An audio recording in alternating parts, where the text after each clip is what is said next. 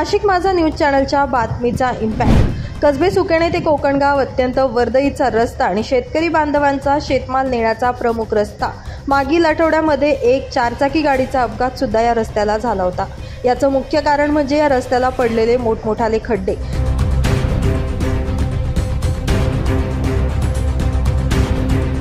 या ठिकाणी या खड्ड्यांमुळे नित्यानेच लहान मोठे अपघात घडत होते। नाशिक माझा न्यूज चॅनलने ही बातमी प्रसारित केल्यानंतर तब्बल 5 ते 7 दिवसांनंतर झोपलेल्या प्रशासनाला जाग आली आहे आणि आज 29 तारखेला या ठिकाणी खड्डे बुजवण्यास सुरुवात करण्यात आली आहे।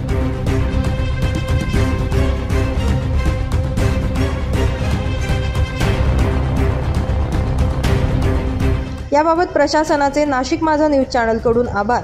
मात्र येणाऱ्या काही दिवसांमध्ये या रस्त्याचं रुंदीकरण करण्याची देखील मागणी नाशिक माझाच्या वतीने आम्ही करत आहोत।